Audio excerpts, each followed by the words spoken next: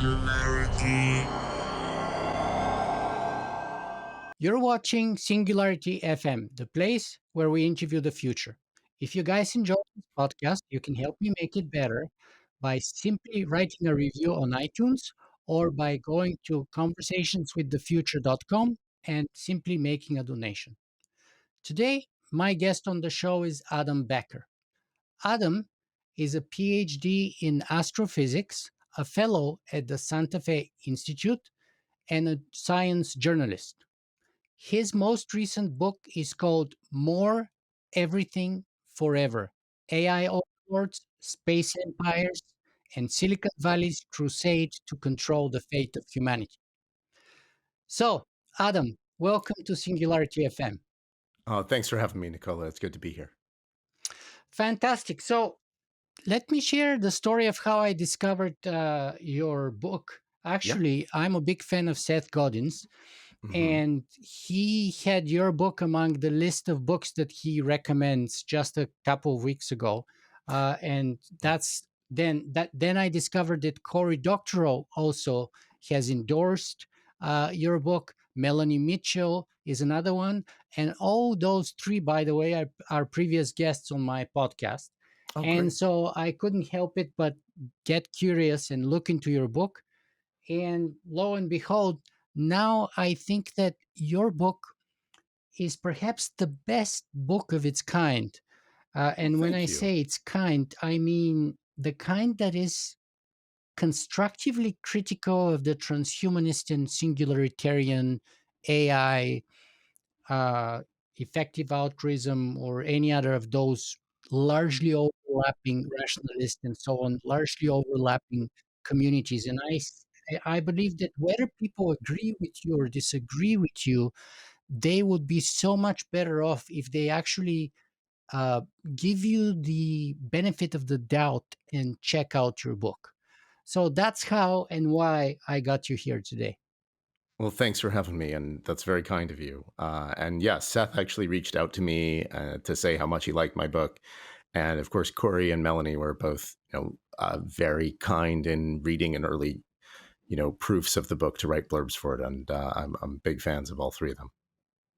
Yeah, and those are high praises as far as I'm concerned. But let's roll back the tape of time a little bit and Yeah, see first who is Adam Becker. So sure. imagine we're just meeting somewhere in a conference or in a bar sitting next to each other, and I just ask you, who is Adam Becker? How would you introduce yourself in a sentence? Well, in a sentence, I'd say that I'm a science journalist and author with a PhD in astrophysics.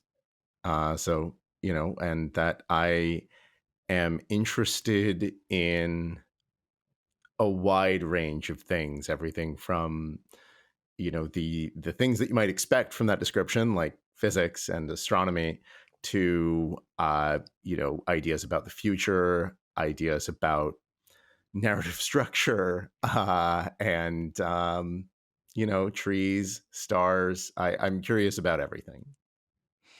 Wonderful. So curiosity is a guiding light to anyone who is interested in science in general, and perhaps Yeah. physics more than anything else in particular. So tell me, how did you end up, first of all, doing a PhD in physics, and what kind of area of physics did you specialize? What was your thesis about? Sure. I mean, how I ended up doing the PhD in physics, I think, is sort of the usual story for that. I was just interested in science from a very young age, interested in space specifically from a very young age, which I talk about a little bit in the new book. Uh, and that interest was just always with me and is still with me. And it led me to an interest in physics, and I was always interested in math and then when I was a kid, I watched Cosmos with Carl Sagan and thought, oh yeah, that's what I want to do. I want to be that guy.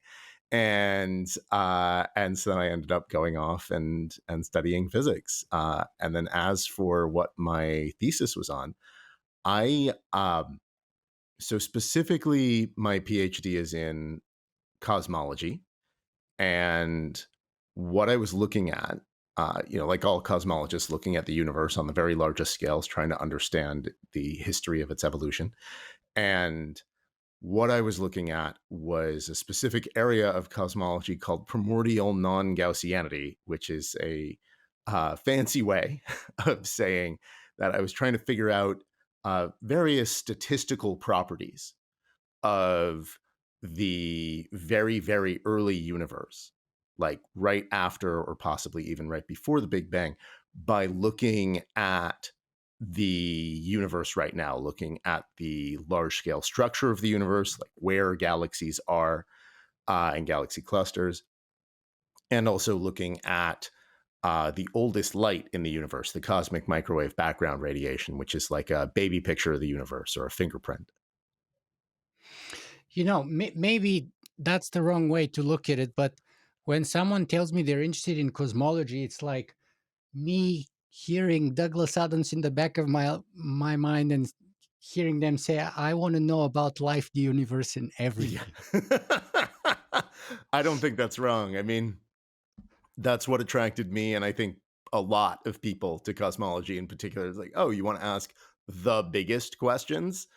Well, in physics, the way you ask the biggest questions stereotypically is like either you go real big or real small. And I wanted to go big. Wow, that's fascinating.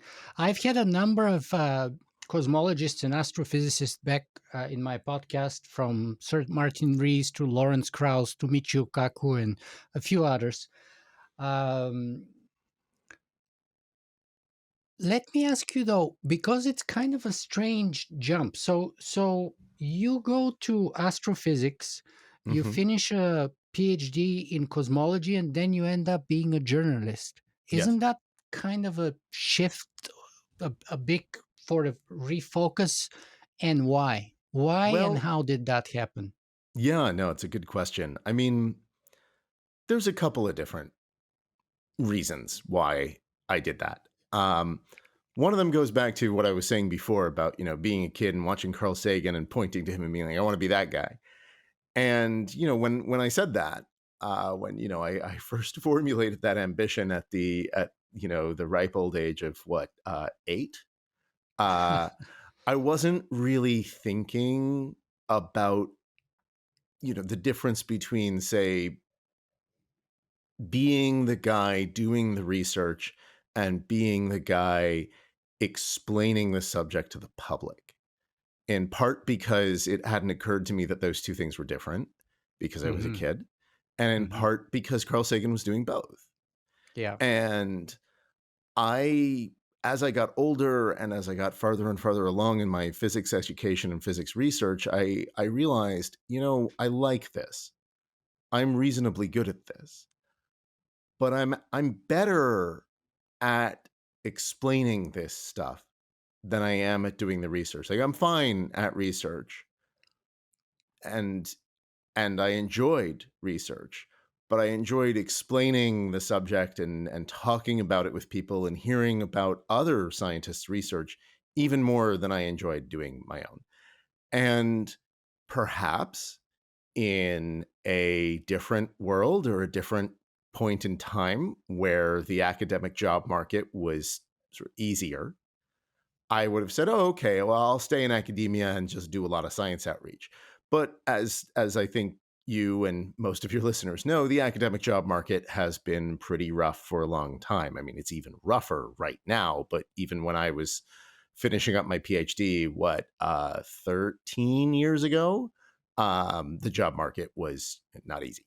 Um, and I looked at that and said, okay, I'm not even sure that this is what I want. I'm not sure that being a professor at a research university, which is sort of like the obvious goal if you're a grad school for physics, I'm not sure that that's what I want. Most people who get PhDs in physics at this point don't end up doing that.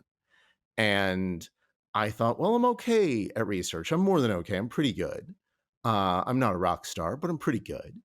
Uh, and I'm a pretty good writer and speaker, but I'm a lot better at writing and speaking than most physicists. and I'm a lot better at physics than most writers and speakers. So if I can find a way to combine those two, I think that would not only be more fun, but I would probably do better. Uh, and so, that makes it sound like it was this very sort of short, deliberative process. And of course, it was longer than that, involved a lot of thinking and talking with people and talking to friends who were science journalists. But by the end of graduate school, I was pretty sure that if I could make science journalism work, which is a pretty big if, that was the direction that I wanted to go in, that seemed like a better fit for my interests and talents. Yeah, and I have to say, you made a good choice, a big choice, but also a good choice because your book is. I mean, I've now done over 300 of these interviews, and I've read, at least 300 books. Usually, I read a book before I do an interview with the person. Sure. And most scientists have issues communicating Yeah. very well, or keeping the engagement of the reader for a long book duration kind of thing. Yep. You don't have that problem at all. In fact, your Thank you. writing is very engaging and pretty rewarding and kind of fun. So Thank I you. think you made a good choice. You're an excellent writer, in my opinion, and I enjoyed, especially after the first third of the book. I started getting more and more on your kind of site, and the halfway through and towards the end, more and more, and totally, pretty much. Uh, so Thank you. uh, so by the end, maybe I should share with my audience that my bias was that I would agree probably 70-75% with you by the end of the book. Now, okay, so we have a kid that loves science and math, that's influenced by Carl Sagan, that does a PhD in cosmology. That's a kind of an interesting story, but it's not very unique in my community of people and among my audience, by the way, many of whom are highly accomplished, both in terms of educational degrees, but also technological sophistication and so on. Yeah. So then the next jump from science journalism is into writing books, because Yes. journalists not always write books, That's right. and especially they don't write books which are titled "More Everything Forever" and take on, the whole of Silicon Valley, if you will, and some Sure. of the richest and most powerful people in the world. Yeah. So how do we make that jump from cosmology and physics? We are now into journalism, and now suddenly we're taking on the biggest, most powerful people around the world. How is that happening? Give me the genesis story, if there is one, behind the inception and eventually commitment to such an ambitious idea, if not Sure. foolhardy. Yeah. Foolhardy is maybe not the wrong word for it, but yeah. But I so this is my second book. And even though my first book is very, very different, my first book is about quantum physics, it's hard for me to answer that question without talking a little bit about the first book as well. Because I think the Please. first book is is a more normal book for a science journalist with a PhD in physics to write, right? A Yes. book about quantum physics. And when I went into science journalism after my PhD, I already knew, someday I'd like to write a book about quantum physics because there were certain issues in the subject that were interesting to me, troubling to me, and I had gone looking for a good book about those ideas and that history and hadn't found it. And so then I thought, well, I would like to write that. And if I can actually make a successful career as a writer, maybe I can do that. And there's a long story about exactly how I ended up doing that, involving, all of the different nuts and bolts of getting a book deal and whatnot. But I did. And I was very lucky and worked very hard. And I think the luck was probably more important than the hard work, as is so often the case. Um, but then that book came out and it did well and people liked it. And I actually ended up being very satisfied with it, which can be unusual for me as a writer, and I think for many writers, we're often not satisfied with our writing when it's done. But I was pretty happy with that book. But while I was writing that book came out in 2018, but I got the deal for that book in 2015. And so I was deep into the writing of that book in late 2016 when Donald Trump was elected president for the first time. And I think unsurprisingly to anybody who's read my work, am no fan of Donald Trump. I think that he's a threat to democracy, um, and and all sorts of other problems with him and his ideas and his people. Um, and so when that happened, I had this sort of moment of crisis thinking, wait, what am I doing? I'm a journalist. I have this platform. I'm not, a big famous journalist, but I have some influence. And here I am writing a book about quantum physics while American democracy is falling apart. What am I doing with myself? And then, I took a step back and took a deep breath and said, okay, this book is it's happening. I wrote I signed the contract for it. I have to write it, and I'm already most of the way through it. I'm really enjoying writing this book. There's nothing wrong with me continuing to write this book, but I'm going to make myself a promise. If I write another book, I want it to be more directly politically relevant because I am really concerned about what I'm seeing in the world. And so I sort of kept that in the back of my mind. And at the time, the book was still, it wasn't even going to be out for another 18 months. I still wasn't even done writing it. And I thought, yeah, but, who knows if I even write a second book? Most books don't even do that well. And if this book doesn't do well, I'll just go back to, writing news articles. That'll be a better use of my time. And then to my surprise and delight, the first book did do well. It did very well for a book on quantum physics, which is, a different sort of scale, but whatever. It's a challenging subject for a mass audience.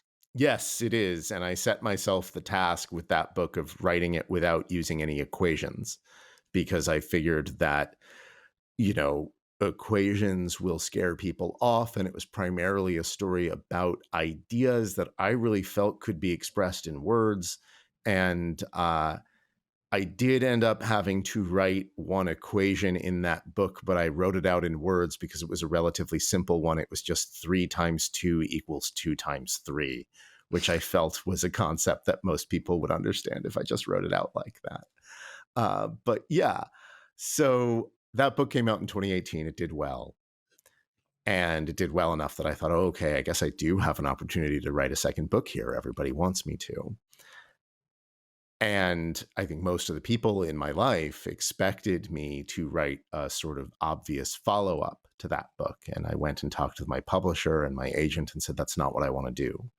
And they said, what do you want to do? I said, I need to think about that. But it's not going to be like the first book. It's going to be something pretty different. They said, that's okay, which is very kind and understanding.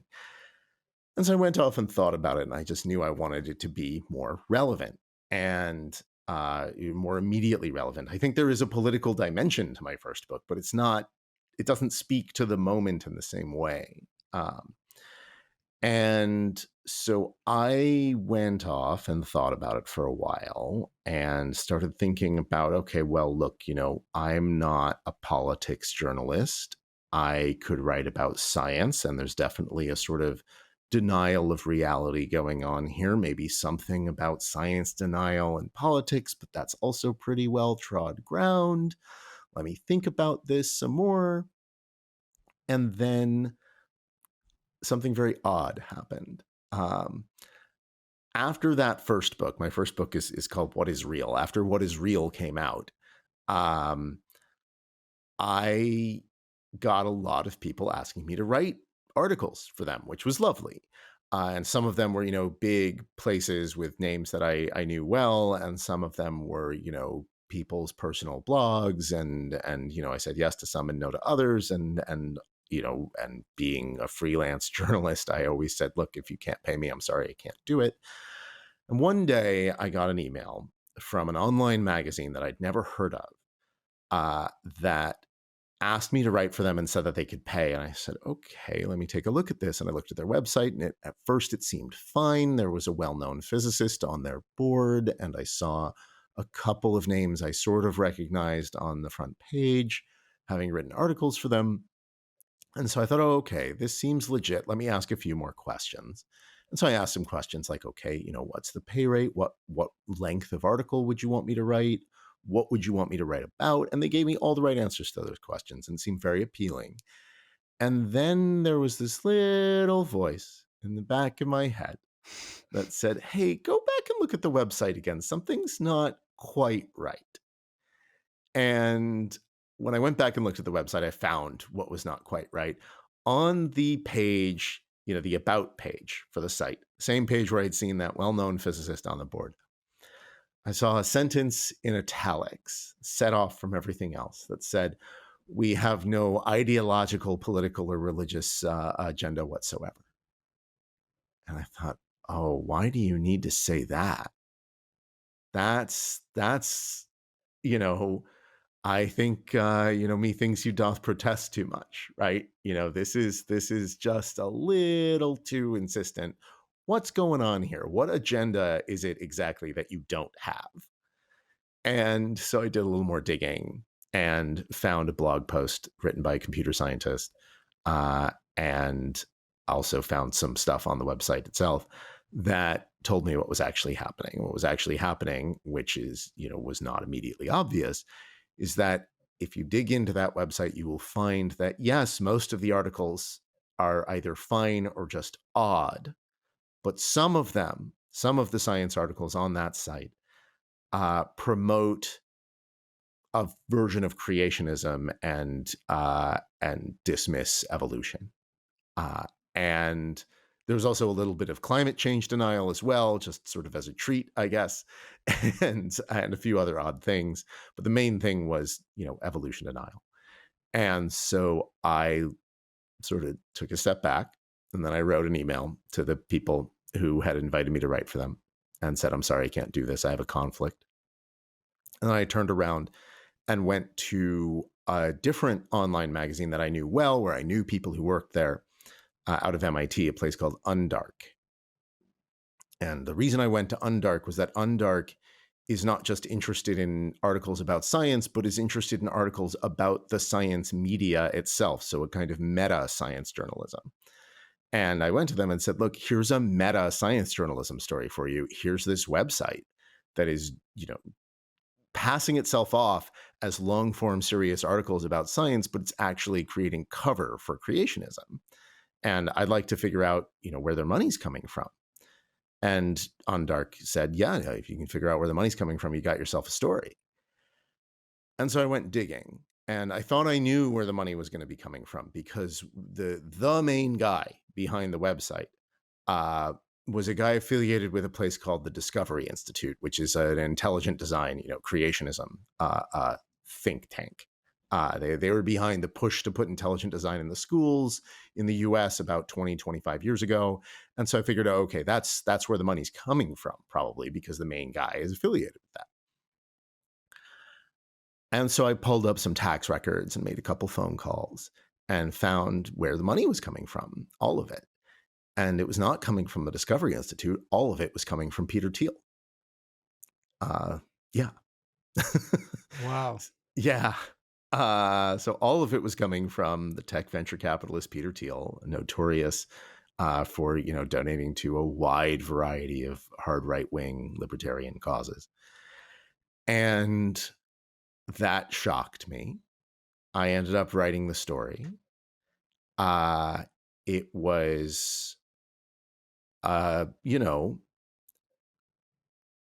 a very strange thing to be working on. But while I was working on it, I thought, I think there's something more here.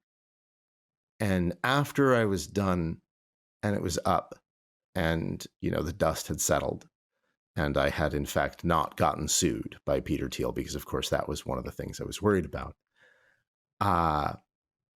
Once all of that had gone down, I thought, I've been thinking about science denial, but I've also lived out here in the Bay for a long time. I mean, now I've lived out here in the San Francisco Bay Area for what? About 13 years. At the time, I had already been living out here for 7 or 8 years, something like that. And I thought, yeah, you know, maybe science denial in Silicon Valley. And that started seeming like a more promising direction. And so I started talking about It's that with kind of people. counterintuitive. Yeah. No, it is. It absolutely is. I mean, the first question that I got from a lot of people was, wait, is there science denial in Silicon Valley? Because there's this idea, I think, that the leaders of the tech industry must know a lot about science because it's the tech industry. And the answer is, maybe some areas of science, but by and large, these people are not scientists. And there's a lot of things about science that they might think that they know, but they're wrong. I mean, honestly, they're often very wrong about technology as well. The leaders of tech companies are primarily business people, right? And they know about how to run a business, usually. um, I suppose there are even some exceptions to that, but they don't know, they don't have a science background. If they do, it's not something that they're working on, in their day-to-day life. Uh, and and they are not actually people building tech. They are running companies that are building tech, and that's an important distinction. Yeah, to me, what's the kind of the part that annoys me with such powerful people or their kind of offshoots like that website is when they profess their kind of they have no agenda and no Yeah, political or any other kind of agenda. And as a former political scientist myself, uh, one of the kind of almost axioms that we had in the Department of Political Science is that everything is political in one way or another, whether yeah, you like it or not. The food you eat, the car you drive, the place where you live, the people you hang out with, the TV programs that you watch, the books that you read, everything has the clothes that you wear, everything has some kind of political implications. And denying that is like sweeping it under the carpet, but doesn't make it, not happening, doesn't make it unreal. Uh, so, and that kind of reminds me a little bit, but I want to come back to this later to the Techno-Optimist Manifesto yeah, by Mark Andreessen. And I think somewhere there he's also putting the same kind of ridiculous claim that that piece of work is not political in any way, yeah, where yeah. He does claim in that. my Yeah. eyes, to my mind, it is 100% political. Yes. That, especially from a powerful person like that, and written in the kind of up in your face tone, quoting, by the way, fascist futurists like Marinetti and others all over the place, and actually proudly listing their names, Yep. which is a whole other story. But before we get to Mark Andreessen Yes. and the kind of the connection between the Techno-Optimist Manifesto and the Fascist Manifesto, which was written by Marinetti, Yeah. uh, let's walk the journey from here to there. Yeah. So we have Peter Thiel funding all kinds of weird stuff. Yep. Creationist websites, Hulk Hogan's taking down of Gawker, Yep. very famously. But how do we go from that those facts to more everything forever? What were the other ingredients that Yeah. kind of got your attention to move beyond just a story about Peter Thiel and expand it all the way to Silicon Valley? Absolutely. Yeah. No, it's a good question. Because I thought when I came up with this idea of science denial in Silicon Valley, oh yeah, that's book two. That's it. But that's not really what I've written. That's not what More Everything Forever is really about. It is actually what I ended up getting a book contract for. But Huh.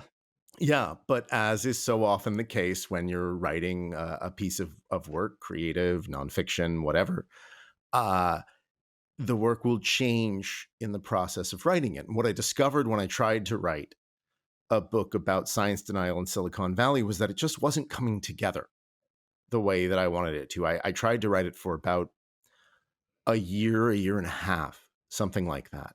And it just was not gelling the way that I needed it to. Like the narrative structure was broken. The characters were not working. It just wasn't coming together. And I was bashing my head against a wall trying to write it anyway. And the writing was just fighting me every step of the way. And eventually I sat down with my editor and said, I don't think this is working. We need to find a new approach. And he said, oh, I'm so glad you said that because I was about to tell you the same thing, which is, yeah, my editor's excellent. I have nothing but good things to say about him. Well, there's one very annoying thing about him, which is he's almost always right. And that's really, really annoying.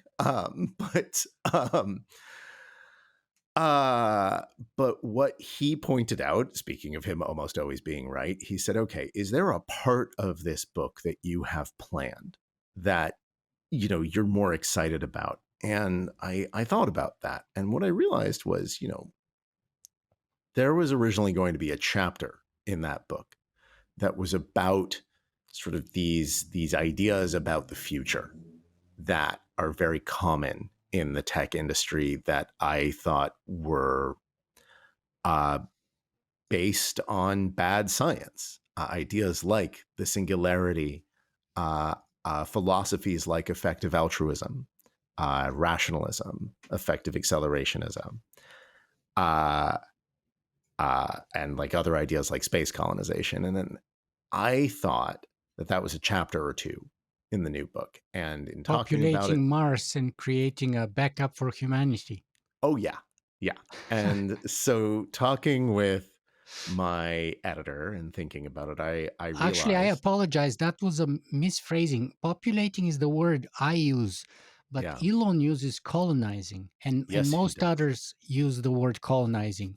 Yes, that's true. They do. And I think it's important that they use that word. But Yeah. yeah, uh, I, so yeah, I ended up, taking some time talking with my editor, talking with a couple of other people, sitting down and working on this and finding, oh, really, this is a book about the bad ideas that tech billionaires and the sort of subcultures and philosophies that they fund have about the future. And once I framed it that way and started writing what I thought was, one chapter in this old book, I realized, no, this is an entirely new book. And these one or two chapters are, in fact, you know, 6 or 7 chapters and a whole book unto themselves. And that's the book. And that was it. So the book is about the bad ideas, as you just said, but Yeah. on the surface of it, just looking at the cover of your book, those Yeah. bad ideas are things like AI overlords, space empires, and the crusade to control the fate of humanity. Yeah. Okay, so where should we start? Which one should we attempt to unpack first? Let's perhaps start with the most popular topic in the last couple of years, Yep. AI. Yeah. And I think the AI overlords came from a game of Jeopardy where the human champion was defeated by Watson. And in his final sort of scribble, he wrote something to the effect of, I, for one, welcome our AI overlords. So if I remember, that's kind of the origin. I mean, I'm sure there's many others from science fiction for decades and decades, if not 50, 60, 100 years from before that. But that's kind of like the Mhm. more 21st century moment that happened. So what's what makes AI a bad idea? I mean, we're giving Nobel Prizes left, right, and center. Yep. Jeffrey Hinton got one, Yep. Demis Hassabis got another for absolutely groundbreaking work. Mhm. Work like, for example, protein folding, Yeah. which has the potential to save the lives of millions upon millions of people, Yeah. make our life safer and more comfortable, and Hmm. extend human longevity by a considerable amount of time, possibly not just years, but maybe even decades, Yeah. if No, not that's more. yeah. So, Sure. what's wrong with AI? Why is it a bad idea? Well, I don't even think. Is it? Yeah, I don't think AI is a bad idea. I just think that there are a lot of bad ideas about AI. Uh, you know, I That's a think very important distinction. Let me just highlight it. yeah. That's where we agree very much too. That I also don't think AI is a bad idea. I think that just many of the ideas that come wrapped up as inevitable, uh, almost teleologically predetermined in the same box with AI are where the danger lies. And I've been trying to highlight that for a decade. Yeah. I think that's right. Um, there's just a lot of ideas in the tech industry among leaders in AI research, like Jeffrey Hinton and Demis Hassabis, uh, that AI is going to inevitably, and some of these people, like say Sam Altman, say soon, lead to super intelligent AGI. That it will reach the level of intelligence of a human and then surpass it and eventually surpass the combined intelligence of our entire human civilization. And at that point, the AI will have godlike powers of creation, destruction, and transformation. And then either it will usher in a paradise or it will kill us all. And I think that that entire narrative of the inevitable and possibly imminent future of AI is based on so many specious assumptions and poorly defined terms that there's essentially no reason to believe it. I've actually had a bunch of science fiction, famous classic science fiction authors on my podcast, not just like Cory Doctorow, but Yeah, Greg Bear. yeah, And he said that the singularity is a Christian apotheosis. yeah, Greg Bear did. yeah, Even people like Charlie Strauss, who wrote famous books like Accelerando, when yeah. I interviewed him in 2011 or so, he shocked me. Charlie shocked me that the author of Accelerando is not really a singularitarian. No, he's not.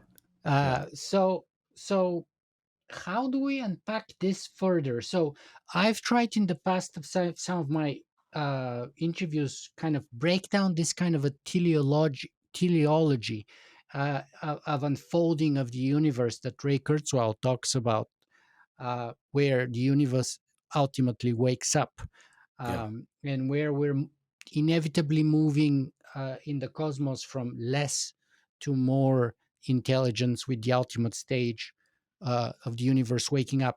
But it just occurs to me that, I'm just a petty, silly amateur. You're kind of the cosmologist here.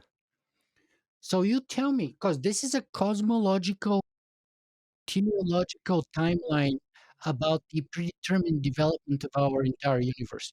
As a yeah. cosmologist yourself, how do you view this kind of a, and was it the seven steps towards the universe waking up? I'm forgetting how many steps Ray Kurzweil had, but the ultimate one is where we have smart dust and the universe wakes up. So Yep. you're the cosmologist. What's wrong with this? Yeah, I mean, Kurzweil says that like the goal of the singularity is to wake up the universe and take control of its cosmic evolution. And there are a lot of things wrong with this, right? I mean, as a cosmologist, Kurzweil assumes over and over again that this law of accelerating returns that he postulates, this idea that, technology will build on itself and make itself more and more complicated and powerful, um, he sort of takes that as the fundamental thing in the universe, more fundamental than anything else, essentially. Uh, even the laws of physics. And Maybe it's also more fundamental to that, and that's my reading on him, is that the movement from less to more intelligence, yeah, hmm right? So we had a universe that was dumb, stupid, then and dead. Then hmm eventually we had life in the universe, but that life was kind of unicellular and very dumb. Then life got a little more complex and became multicellular, but still kind of dumb. Then eventually we started having biological intelligence. Then eventually we're starting to have technological intelligence, which is where we find ourselves right now. Then eventually we're going to have artificial intelligence. Then that process is going to continue on and on and on and on until finally, we have matryoshka brains, giant computroniums, smart dust, and the universe wakes up, which is the ultimate inevitable stage. yeah, yeah. I think there are a lot of problems with this, right? Like it is a very teleological view, right? This idea that there's a goal. Uh, I went. One of the things that didn't make it into the book was I went and talked with a friend of mine who's a genomicist about Kurzweil's ideas about evolution. He's like Kurzweil's completely misunderstood evolution, the role of complexity in evolution. But just on a very surface level, like evolution has no goal. The universe has no goal. Insofar as there is anything vaguely resembling a goal, it's to maximize entropy. And yes, there's a relationship between entropy and information, but the ultimate high entropy state of the universe, the fate of the universe, is to have everything the same, right? The ultimate high entropy state, the heat death, is for a relentlessly uniform universe with the same density of the same mix of particles everywhere. And by And the way, the word telos comes from Aristotle. yeah, Here, my philosophy background can help. And when he was talking about a telos of something, he was talking about, for example, the telos of a knife is to be sharp. yeah, So, therefore, if a knife is not sharp, a knife cannot accomplish its purpose, which is to cut. And yeah, if a knife cannot cut, it's not really a good knife. yeah, Therefore, it fails its telos. And therefore, and he expanded that idea, or people be after Aristotle expanded that idea until we find ourselves today with a telos of the entire universe, which is represented by Ray Kurzweil's kind of claim evolutionary direction of our entire universe. yeah, exactly. And the thing is, like, Aristotle was not wrong about the telos of a knife, right? But that's because the knife is a created object that, was created with a specific intention. That is not the universe that we're in. But and this brings us back to, what Greg Bear said. Like, there is something very Christian, uh, and apocalyptic about this, right? The idea of having like smart dust eat the universe, which there's all sorts of technological problems with that as well, like the problems with like the Drexler idea of nanotech that's sort of built on. But even if you seed that, give that to Kurzweil, he's still essentially destroying the universe and replacing it with a giant computer. And so it's the destruction of this world and the advent of the world to come. And filling the universe with technological structures without regard for the beauty of nature, without regard for other creatures that could already be there. Kurzweil is so sure that the singularity is so inevitable and so universal that he takes the lack of smart dust in the universe right now as proof that there are no aliens. I think that's just a phenomenal act of arrogance. Yeah, and by the way, a good singularitarian and transhumanist might answer by saying that this is kind of like destroying the body to allow the mind upload to live forever. It's the Sure. same idea of the universe, right? Yeah. What's wrong with that? Yeah. I mean, I think what's wrong with that? Well, with the destroying the body to upload the mind, I think we are our bodies, right? There's this idea of embodied intelligence. The body is not a spacesuit for the mind, for the brain, the nervous system. And the mind does not like haunt the body and brain. The mind is a thing that happens in the body and brain. The mind is a process, right? And this is like just the best understanding that we have of neuroscience right now is that we are our bodies in our environment. If you remove the body and the environment, you're not left with enough for there to be a mind. And there's not any good scientific evidence that mind uploading is possible. Like we don't have answers to seemingly basic questions like about the brain. Uh like, oh, what's the processing speed of the brain? What's the memory capacity of the brain, in bytes? And at first this seems like a Ray Kurzweil statement. has said it's 10 to the 16th, like in the singularity is near, which was almost 20 years ago. That's right. Yeah, Kurzweil has an estimate, but Kurzweil's not a neuroscientist. And if you go and look at like the best neuroscience, the best cognitive science, there's not a good agreed upon answer to that. And there's even, acknowledgement of that among people who are like way more ideologically aligned with Kurzweil than I am. Like there's a paper from Nick Bostrom, and I don't remember who it was with. It might have been Stuart Armstrong, which contained various estimates for what the theoretical maximum uh, memory capacity of the brain was, but and I think processing speed. But they said in the paper, like, we do not know the answer to this. And they may have even said in that paper the same thing that like good neuroscientists will say, which is we don't have an answer to this because the question is not particularly well posed. It's not that we don't know enough about the brain, though there is a lot that we don't know about the brain. It's that asking that question in that way assumes that the brain is a lot more like a computer than it actually is. I think the paper is by Roger Penrose and Stuart Hameroff. I had Hameroff on my podcast, and of course, Roger Penrose is a Nobel laureate, and they're talking about the quantum theory of consciousness.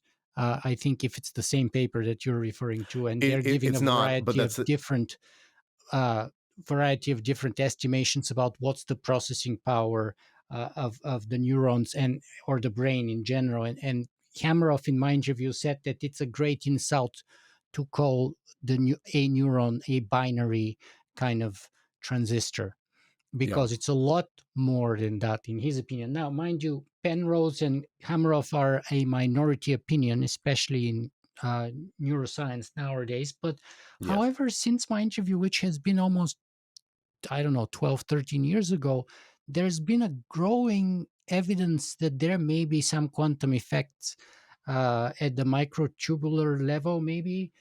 But anyway, yeah, okay, so but someone would say, okay, fine, maybe Kurzweil is wrong about or is kind of too eager to embrace this kind of a directionality of the entire universe, which serves him with respect to intelligence. But what about his predictions?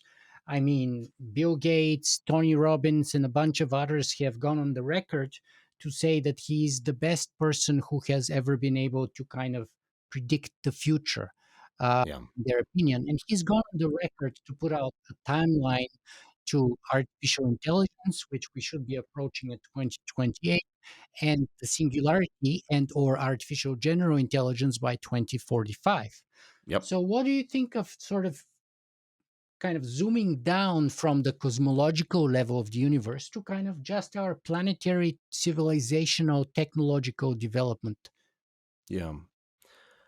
I mean, one of the advantages that we have now for answering questions like that is that relative to Kurzweil's earlier writing, we are in the future, right? The singularity is near, probably his most famous book, was published, I think, almost exactly 20 years ago Yeah. in 2005. And The Age of Spiritual Machines, I think, was 1999, something around there. Yeah. Yeah. 7, 8, 9, somewhere there. Yeah. Yeah, somewhere in there, late 90s. Yeah. Um, Now, it's certainly true that Kurzweil has made some accurate predictions, but he's also made some really inaccurate predictions. And that's been true for a long time, right? Kurzweil will tell you that his accuracy is something like 80%, I think. But there have been other independent estimates of the accuracy of his predictions that go back, like these estimates go back to at least, I think, 2010, maybe a bit earlier, and they come up with a much lower number. Um, but if you just take a look at the singularity is near now, you will find many predictions that are just incorrect. Kurzweil predicted that by now we would have really robust brain computer interfaces. That has not happened. I mean, like we've got like some, but not like the kind that Kurzweil's talking about. Kurzweil said that nanotech would have completely transformed manufacturing by now. And I mean Drexler style nanotech, like engines of creation style nanotech. That has not happened. And there are good reasons for that. Drexler style nanotech is widely dismissed with good reason by serious researchers in nanoscale physics and chemistry, because that sort of mechanistic idea of, mechanistic's not the right word, mechanical idea of how like nanoscale systems work is not really correct. Um, and um, and I mean, Kurzweil said that we would have like synapse level in vivo brain scans by now. And in Yeah. fact, the fidelity of our best in vivo brain scans right now is not significantly better than it was in 2005. And Kurzweil said that that was going to follow an exponential trend like everything. And I mean, this is like the core of the problem with Kurzweil's predictions, which is that when Kurzweil sees an exponential trend, he just assumes it's going to continue. Whereas when you see any exponential trend in nature and technology, whatever, your assumption should be, oh, that can't last. The one thing we know is always true of exponential trends is that they will not go on forever. They will end. I mean, Kurzweil looks at Moore's law and says it's going to continue forever. Moore looked at Moore's law Yeah. and said it's not going to continue forever. It's going to stop somewhere around 2025. And lo, he was right. By most serious estimates, Moore's law is either already ended or on the verge of ending. And you'll notice that processor clock speeds have not gone up in a while. So yeah, or at least consumer processor clock speeds.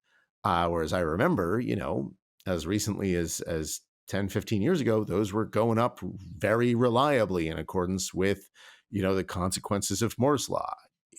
Like, Peter yeah, Diamandis would answer that the number of transistors that you're getting to place in a microprocessor, in a CPU, is increasing. And the two examples usually given right now are beyond CPUs like Intel, but the yep, leaders are supposed to be either Apple with their phone microchips yep, or NVIDIA with yep. their sort of video graphics microchips, which are kind of the hardware foundation of artificial intelligence.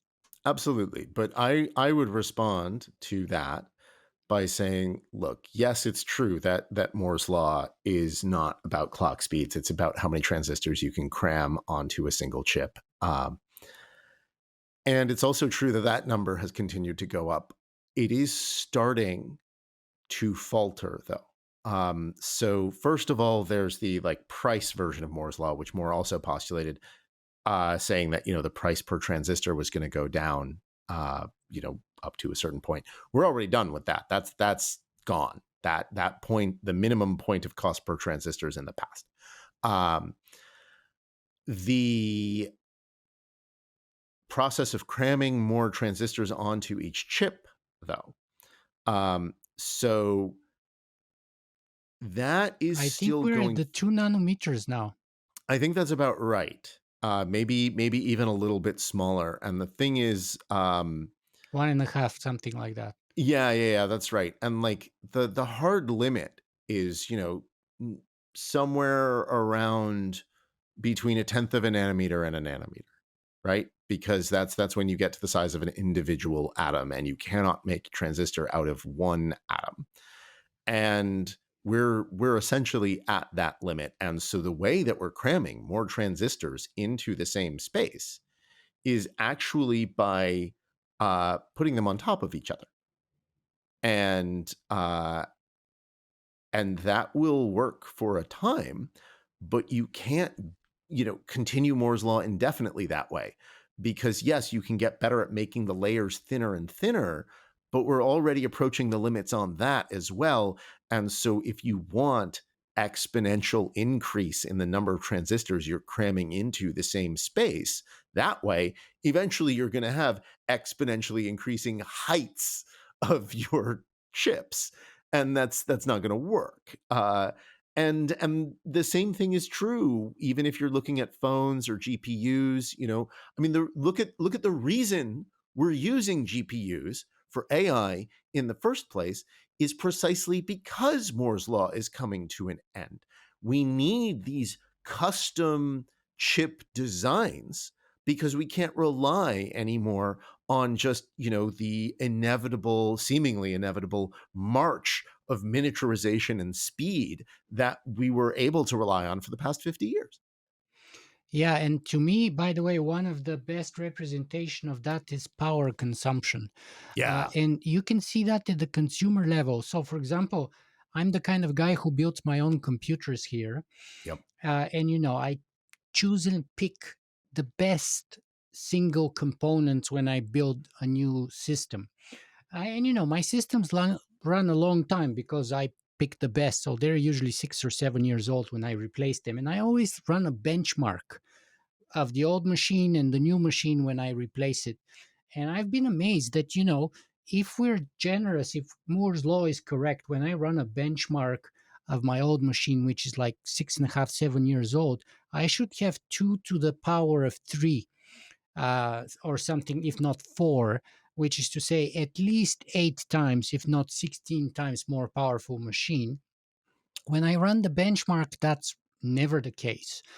Usually it's about a factor of 2, if I'm lucky, a factor of 3. But when we do that kind of math, we have to keep everything else equal. Yeah. And we are not, because what's happening is every time I upgrade my machine, and sometimes I upgrade the video card halfway through the cycle of upgrading the machine, I have to buy a new power supply. So I remember the days when I had a 100-watt power supply. Now I have a 1200-watt power supply in my desktop, right?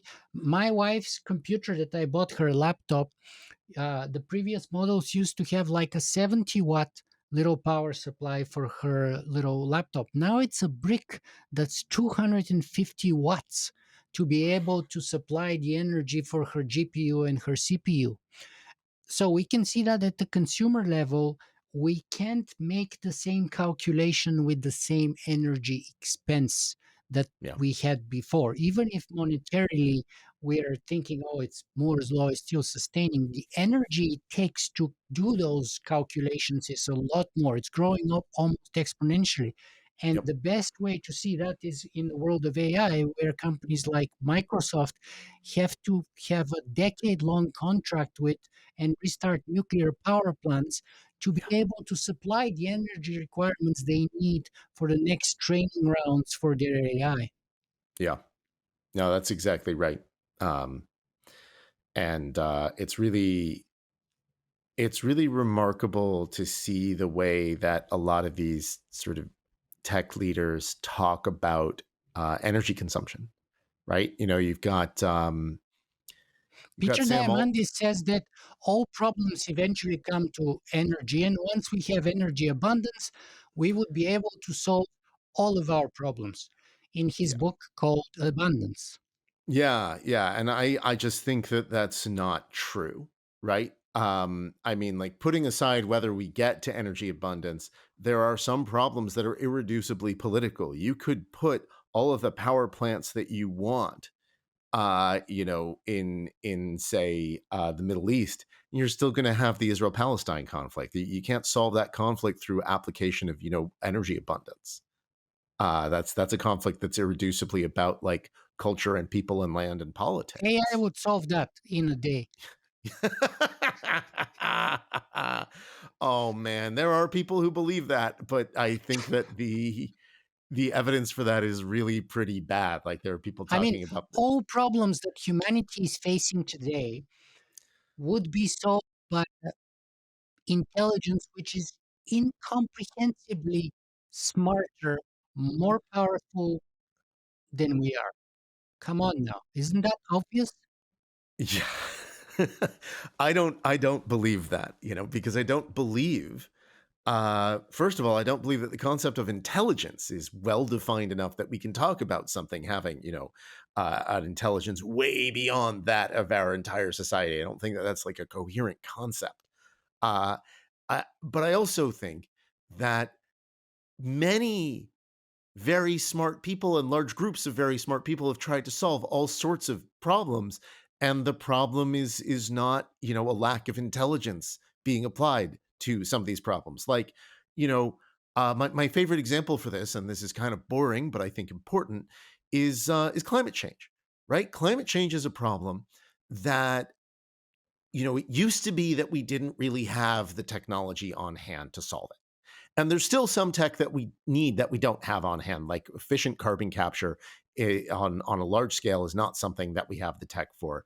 It is something that it seems like we might get if we, get lucky and Soil invest in the right way. regeneration can play that role, by the way. What'd you say? Soil regeneration, Yeah, yeah, yeah, regenerating yeah. soil captures tremendous amount of CO2. Yes, that's true. And hopefully that will be enough. But what we needed, the big thing that we needed for a long time that we didn't have, that we have now, is cheap, clean energy. We have that. Uh, and so the problem is not primarily technological. The problem is political. The problem is like gathering the political will to deploy the solutions that we already have, or the technological solutions that we already have. And finding a way to do that has been incredibly difficult, not just in the US, but around the world. And like coordinating the international effort and all of that. And that is not a problem that lacks for intelligence applied to it.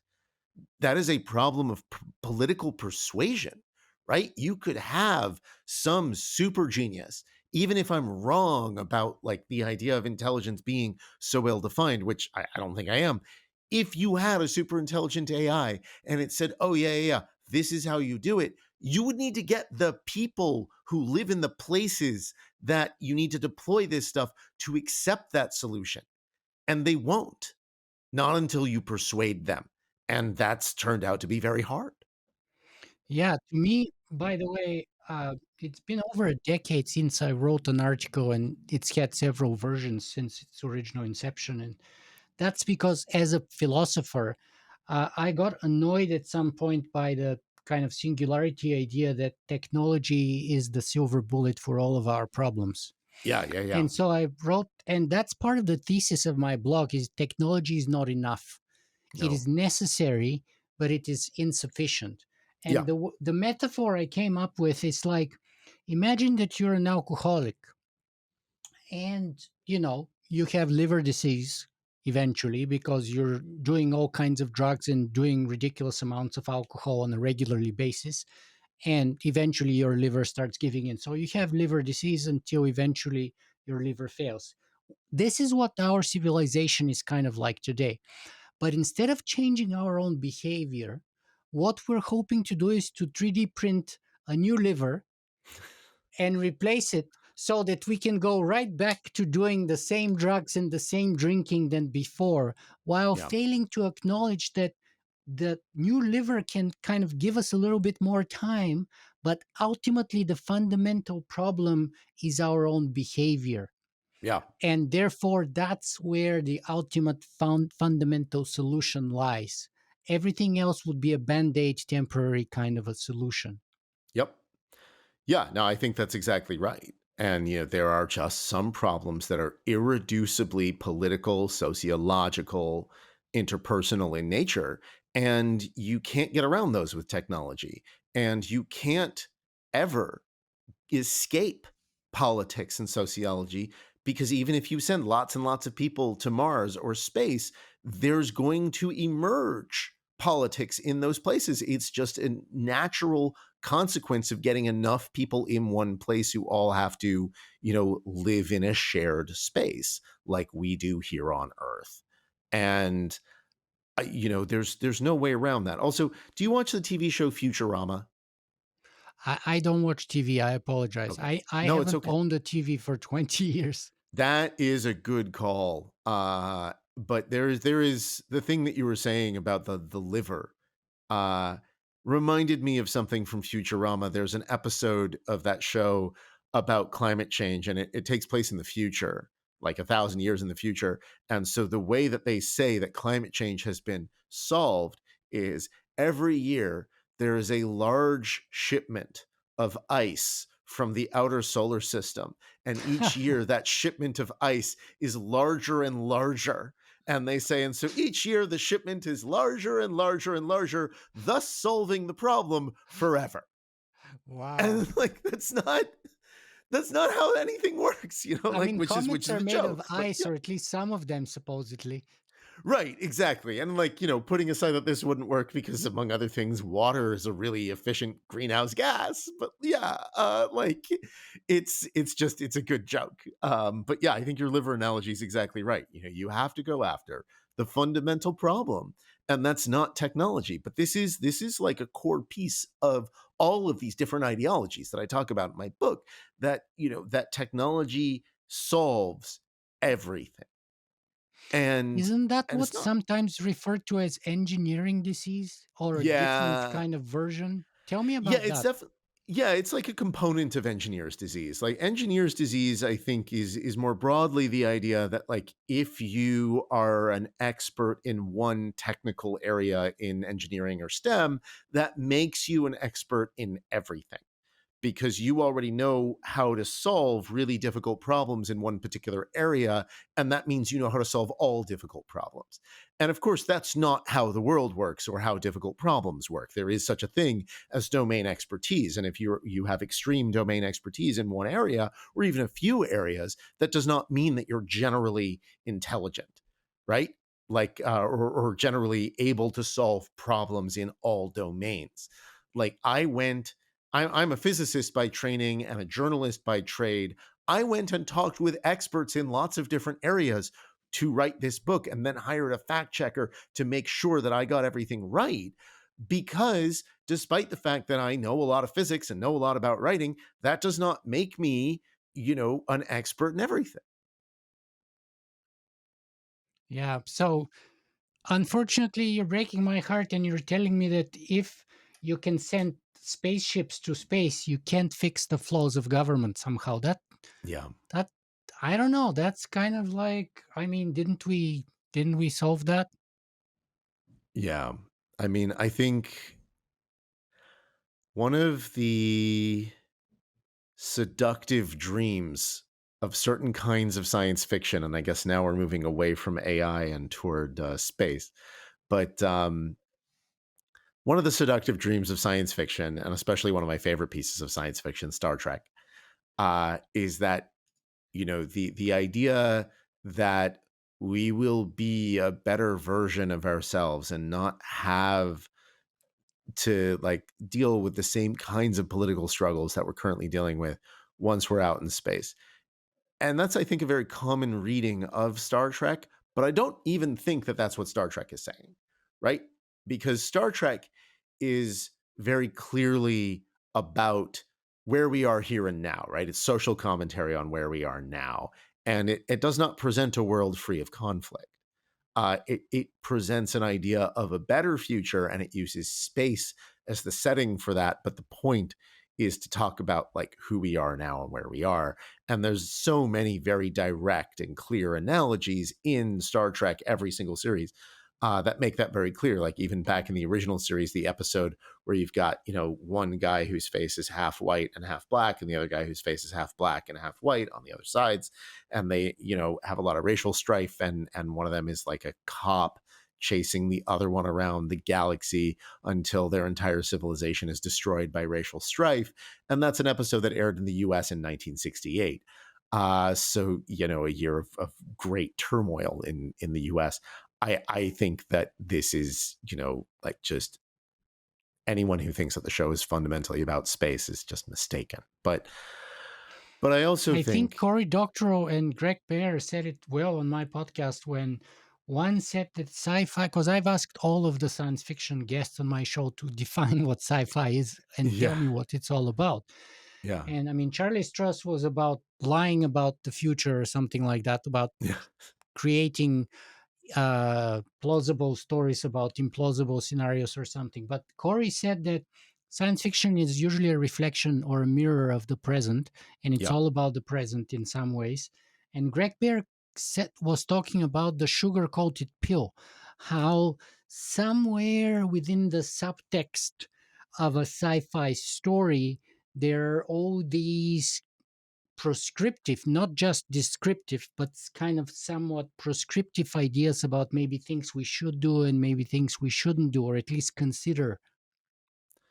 yeah. I think that there's a way in which all three of them are right, right? Um, but I think that a lot of the problem that we have is that these tech billionaires and these subcultures that they fund, uh, and philosophies that they fund, take these science fictional visions of the future as a very serious literal blueprint or roadmap of what the future could or should look like, rather than the setting for a story that is, going after something deeper and more subtle. And so you end up with Elon Musk saying, oh, we need to go to Mars to save humanity as a backup. And uh But isn't that a noble kind of a hero, sort of a generous idea that we should all support in a way? It's no, like a philanthropy at its best. I mean, Peter Diamandis, in his book Abundance, talks about the new techno philanthropists. yeah, And those are, of course, Mark Zuckerberg, the Google guys, Jeff Bezos, and most recently, Elon Musk, yeah, the techno philanthropists. And those are the people for Peter who would save us. yeah. I once again do not agree with Peter Diamandis. I think so. A couple of things. First of all, he's not alone in saying that that these are philanthropic efforts. He's not alone in saying that Musk's ambition to put 1 million people on Mars as a backup for humanity is a philanthropic effort. Larry Page said something very similar about Musk specifically. Uh, there are problems with billionaire philanthropy, which we can get to later in the conversation. I'm going to put that aside for a second and just focus on Musk's vision for Mars and tech billionaire visions for space, just for a minute here. Well, probably more than a minute, but I, Musk talks about, he's very, very clear and specific and surprisingly consistent about this. He's not consistent about which launch window he's going to send something to Mars in, but he has been saying for years he wants to put 1 million people on Mars by 2050 as a backup for humanity in the event of a massive extinctional level event here on Earth, like a massive asteroid collision like the one that hit 66 million years ago and killed off all of the dinosaurs except for the birds. Um, and this sounds like a grand plan, right? like a grand vision. It's like don't put all your eggs in one basket kind of logic. Yeah, except that it doesn't work. Mars is terrible. Mars is just absolutely unremittingly awful. The gravity is too low. The radiation levels are too high. There's no air, and the dirt is made of poison. And these are not even all of the problems with Mars. Uh, it is a radically inhospitable place, uh, filled with so many very, very serious, intractable or near intractable problems that it is phenomenally unlikely that you could get any long term, large scale human habitation of that place. I mean, we have places here on Earth that are way, way, way, way more habitable than Mars. And I mean, way more habitable. Places like the Antarctic interior during the Antarctic night, or the very top of Mount Everest. Those are both places where it is much, much, much easier to survive than on Mars. Or the bottom of the ocean, maybe. The bottom of the ocean, the deep interior of deserts like the Sahara or the Australian outback, right? There are so many places like the empty quarter in the Arabian Peninsula. There are so many places here on Earth where it is so much easier to live, where people do not live, or at least do not live in large numbers in permanent settlements and structures.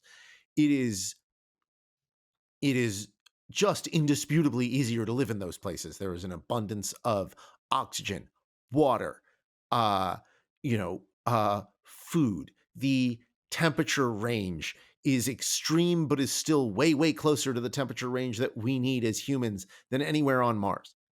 Okay, Uh, so Mars is inhospitable, but tell me a little bit more about sort of the transportation challenge. yeah, What kind of energy are we talking about here? And what's the kind of infrastructure that we need to create and the energy to consume to be able to send 1 million people from here to there? And I mean, to be self sufficient, is 1 million people even enough? yeah, exactly. I mean, there's all sorts of problems. So think for a minute about a million, right? That's a lot of people. You want to send 1 million people to Mars and have 1 million people there by 2050. Uh, so that means that they're basically all going to have to come from Earth. You're not going to reproduce enough to have that many people on Mars. And we'll get back to reproduction in a second. It's pretty important. But say that you're sending 1 million people to Mars by 2050. Um, generously, generously, one of those, you could imagine a rocket that could maybe fit, let's say, 100 people on it. Okay. Which is, you know, more people than have ever been on one, rocket going into space by more than a factor of 10. I think the largest crew of any single space mission is something like 7 or 8. 7 or 8. Yeah. Yeah. But say that you had 100. And that's already phenomenally unlikely, even And they just to have to go be into. together for 6 or 9 months or something. Exactly. That's the thing. And you've got to feed them and everything for 6 or 9 months. It's phenomenally unlikely that you'd actually be able to put that many people into one rocket, even just for a suborbital flight, much less for the 6 to 9 months that it takes to get to Mars. But say Supply that you've. air and water to get there, And but food. also when they're there, because you Exactly. don't have it there. Right. But say you've got 100 people on each launch, then you still need 10,000 launches just to get 1 million people to Mars. Just. Um, but yeah, it takes 6 to 9 months to get there. It takes roughly the same amount of time to get back. Uh, you can't go for a short visit unless you want to take a longer and stranger and more harrowing trip back through the inner solar system. Once you're there, you're like, if you don't want to do that and you want to take the same kind of route back, you're committed to being there for something like at least a year.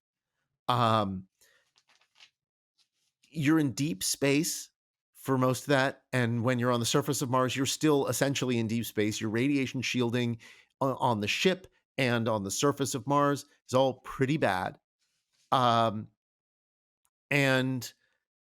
you would need to dig tunnels under the surface because, here on Earth, we've got two main things protecting us from radiation at the surface. We have our magnetosphere, which, keeps a lot of charged particles from even reaching the surface of the Earth. The Earth's magnetic field.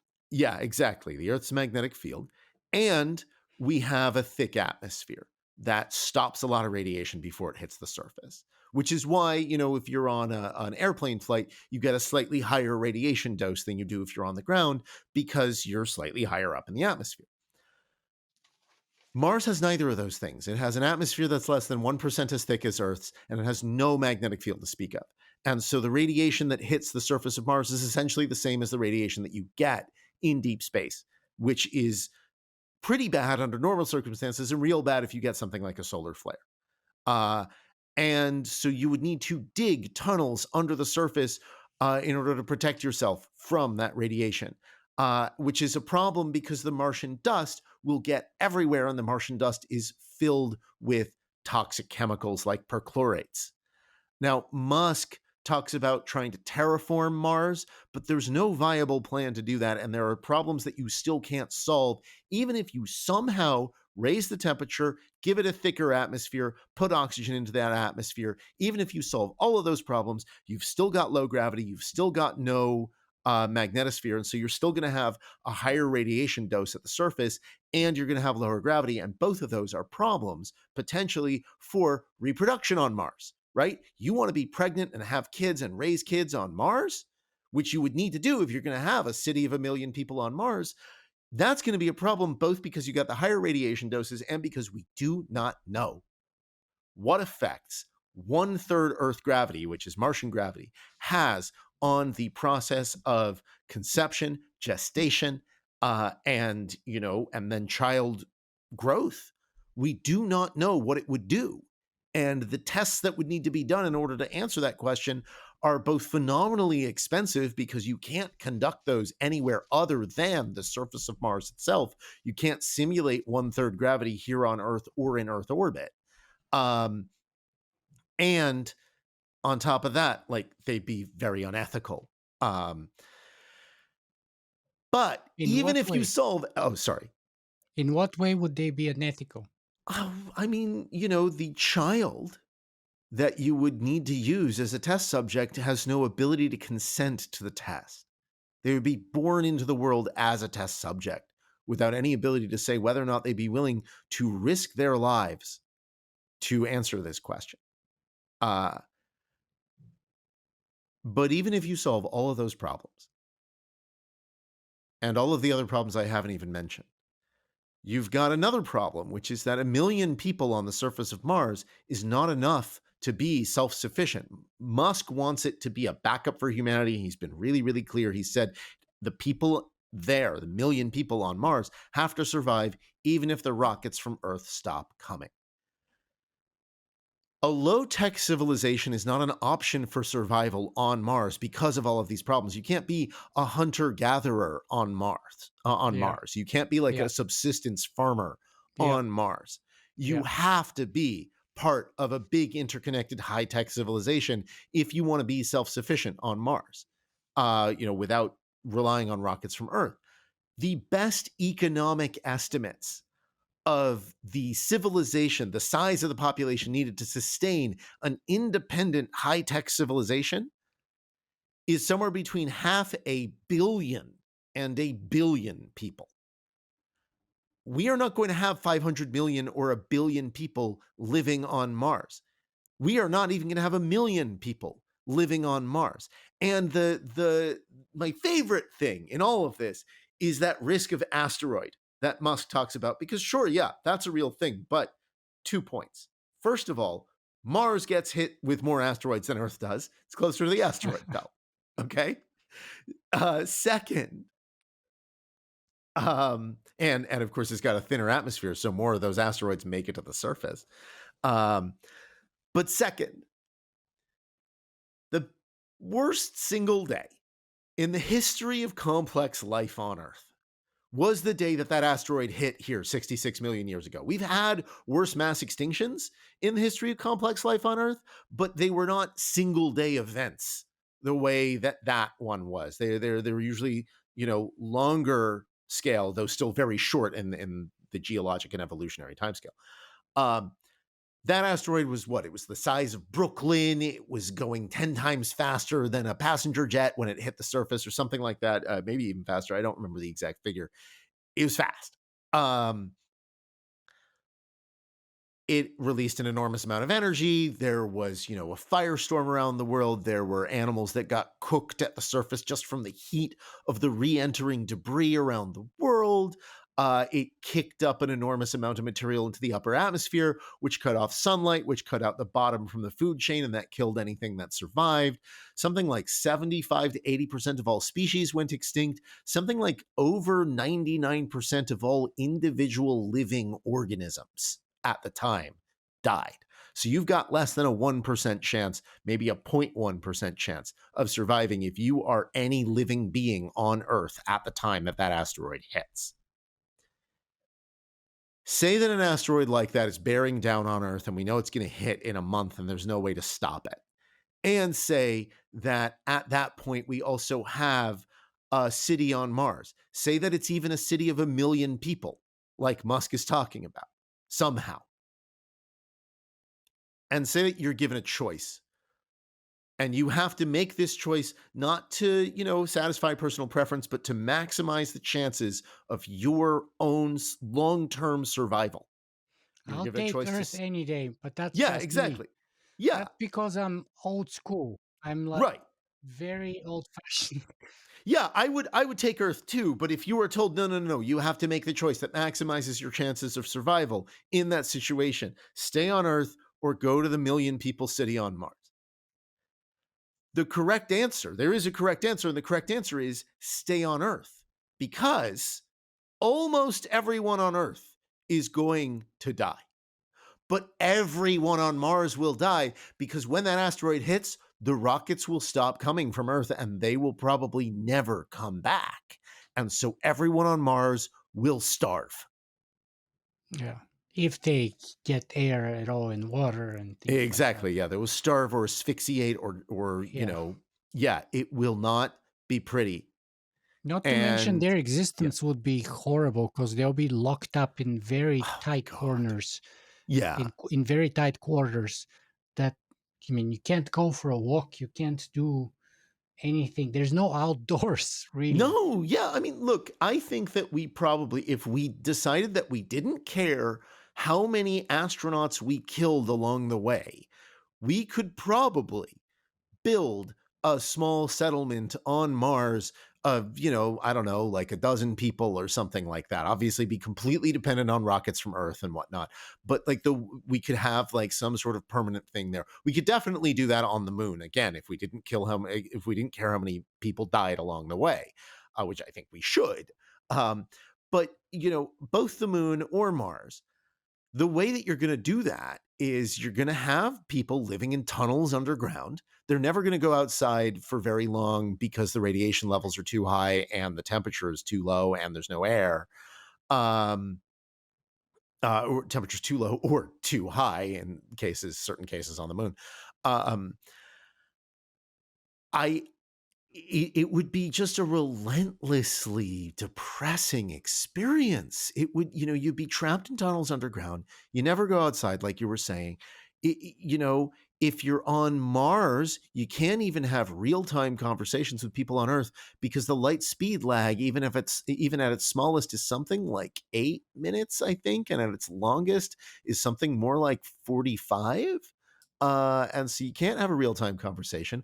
On the moon, you can have a real time conversation. It would be like a slightly annoying, laggy cell phone call because the delay is something more like 1 or 2 seconds. Yeah. So you can live with that as long as you just get used to taking a pause at the end of talking unlike me. But like, but yeah, but even on the moon, where like we know how to get people to the moon, we know how to get them back safely. It's hard and it's difficult, but we know how to do that. But like even there, you've got problems like the lunar regolith, the dust on the moon. It got into every single system on every single Apollo mission that landed, and it caused all kinds of very serious operational problems to the point where every single Apollo mission was, operating at its operational limits because of that dust in large part. Like, this stuff on the For a moon. very short period of time, mind you. Yes, exactly. Even the Nothing was longest permanent. We're talking days, exactly. The longest Apollo mission was still spent like what, I think 4 days on the moon, if something that. like that. Yeah. Yeah. And of course it takes, much less time to get to the moon than it does to Mars, and you don't have to worry about a launch window. It's always right there. It's just By 3 the way, days. space is a great example of failed exponentials. Yeah, Uh, exactly. because lots of people were looking at and who are kind of still going along the Kurzweil exponentials, and Yeah. you can kind of cherry pick the data and give many examples where we have had such exponentials, but Yep. there are many notable examples where that has failed miserably. So for example, people saw, the Wright brothers, and how, by the 1920s we flew from New York to Paris, I think, and then Yep. we got to the moon, in the 60s, and therefore they extrapolated that, Arthur Clarke and Stanley Kubrick extrapolated, 2001 Space Odyssey, and it was just, straightforward extrapolation, Yeah. which was kind of logical. But Yeah. what we've seen is that even the Concorde failed, Yep. and we don't even have, you know, transcontinental travel at the speed of sound. So Yep. we're basically still stuck at the speed for the last 50 years. There's been no even linear progression, let alone exponential. And as Yeah. far as the space exploration is concerned, we haven't been able to go to the moon with real humans for 50 years almost. Yep. So, like, there's an example where Yeah. one would have projected exponential growth and we're failing miserably to live Yeah. up to that explanation. And the reasons may be perhaps the laws of the universe, the limits of our meat bags, our Yep. human bodies, and the Yeah. fact that we're not designed for space. Uh, we're not designed for space, period. Yeah, no, we evolved here. This is the environment that we do best in. It's very hard to keep a human alive in space. There's a reason why the phenomenal, dramatic, and I would even say epic successes of the space program in the last 50 years have all been uncrewed. They have all been robotic explorations. I Yeah. think, and this is me sort of showing my colors as a space nerd. I think that one of the greatest things that, like the greatest adventures that humanity has ever embarked upon is the Voyager mission. Those two robotic probes. I mean, I'm going to get choked up talking about this. Look at what they did. They went all the way out there. They went to Jupiter, Saturn, both of which had been visited before, I think, but then they went to Uranus, Neptune, neither of which had ever been visited before or since. And yes, only one of them went to Uranus or Neptune, but like, uh, they visited, one of them, the one that went to Neptune, it visited Triton, one of the most, forbidding and alien places in the solar system. It's an incredible journey. And then they kept going. They turned around, they took a final picture of our solar system, and then they kept going, and now they're on their way out. They are past the edge of the solar system by many definitions, and we're still talking to them. And it's just incredible. And yes, they are going to go dark, I think, at some point in the next 10 years. And that's going to be a very sad day. But like, that is incredible. And that is not something that we could do with a human. we would not be able to even keep a human alive out to the orbit of Mars, much less out to Neptune and the heliopause. Are you kidding me? It's I think it's a incredible. perfect place where AI could be also super, super useful. Oh yeah, yeah. Look, one of the problems with sending rovers to Mars is that speed of light delay. It means that we don't have real time control Yeah. over the rover.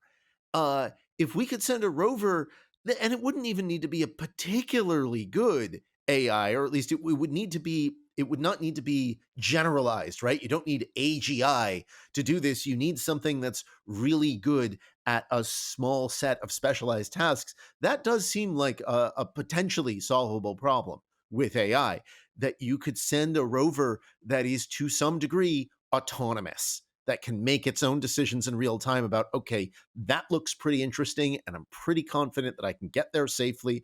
I'm going to go. And then it just keeps sending data. We're pretty good at keeping rovers alive for a long time on the surface of Mars. But there's limits on what we can do with them because of this. If we could have a rover alive for that period of time on the surface of Mars and have it make some of its own decisions, we'd be able to get a lot more science done with it. That would be amazing. But I will also say that may end up not being possible. It is not clear yet whether AI is going to be able to solve even that very narrow problem, because that seemingly narrow problem has a lot of different, like, big problems built into it. The same way that self driving cars, we've got AI that gets us, like, solving a large chunk of the problem, but there is still human supervision of all self driving cars because we have not been able to figure out how to get it to do 100% of it. So, I mean, if you're correct, and I'm not sure if you're correct about that in the long, long run, but at Oh least yeah, in the yeah. I'm not. short, I'm not. I'm not making a claim that that's going to be true in the long, long run. Yeah. yeah, in the short to medium run, I think you're reasonably correct. I would venture to make the same bet. Yeah. And also, I have ethical problems with cannibalizing resources to send people to Mars while Oh yeah. making them sort of entirely dependent. Sort of like Yes. people in Silicon Valley hate when other people are dependent on government and stuff like that. But the entire Martian colony would be fully on dependent on resources from Earth for a very, very, very long time. Both yes. people, but also like all kinds of resources, not to mention the energy we need to output to just transport stuff from here Oh to yeah. there. Absolutely. Yeah. No. It's So I have phenomenal. ethical issues with that whole idea. But let's talk a little bit. So we talked a little bit about the AI issues. We talked a little bit about space. We didn't touch on the empire end of Yeah. space, but that kind of goes with the colonization Yes. lingo that we touched upon, which is, empire building is a kind of a neo-colonialism. Yeah. As a funny fact, by the way, there's an engineer, and I'm forgetting Chris Whitaker or Chris something. His name was Chris. I interviewed long time ago. Was a good friend of Peter Diamandis, and they were running this uh, crowdsourced fundraising campaign. And they run they run a few $1 million. They managed to raise, and they were supposed to create these satellites. They eventually had to return the money to people and stuff, but they named their satellite, and I forget the name, the same name that uh, the Dark Empire had named their probe that they were sending from the movie The Empire Strikes Back. Remember how The Empire Strikes Back starts in this ice planet where the rebels have a rebel base, and there's Yep. these little probes that are Yep. looking for the rebels, and Yep. one of those probes discovered them and sent the signal for the starship destroyers to come over and stuff like that and attack the rebel base. Well, they named their satellite.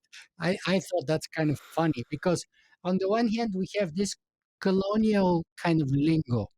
Other people are even talking about empire building. And Yep. then we have people who are choosing the same actual name from the movie The Empire Strikes Back. And not like the good guys, not like the rebels, but like the Right. Imperial probe, which I thought it was utterly ironic. Yeah, well, I mean, it's the same kind of irony that you see in naming a company Palantir, right? Palantir, the Palantiri are seeing stones from the Lord of the Rings. And so of course, Peter Thiel, famously a huge fan of Lord of the Rings. There's all sorts of companies that he started or is invested in, or they were hoping to attract his investment, that are named after things from Lord of the Rings. But these are seeing stones that let you see and communicate and like learn things about stuff that's happening at a long distance. And so it makes some sense on that level that they would name it Palantir. But also, the Palantiri were uh corrupted by the Dark Lord Sauron, the villain of the Lord of the Rings. Uh and to become a They weapon eventually that poison would or manipulate the users and lead to their exactly. own self-destruction. Precisely, yes, and to manipulate political leaders on the other side of the battle against Sauron to turn toward him and either collaborate with him explicitly or undermine the efforts to fight him. And there are many examples of people naming big tech defense contracting companies uh, out of the Lord of the Rings, by the way. Oh yeah, yeah, absolutely. Like Anduril, right? Named after the reforged sword. And like, look, I like the Lord of the Rings. I think that there are a lot of great things about that book, but one of the problems I have with it, and it's a problem that modern fantasy authors sort of grapple with in some of their work, is the last book is called The Return of the King, and the happy ending of the Lord of the Rings is that the king is restored to the throne. I don't want the return of the king.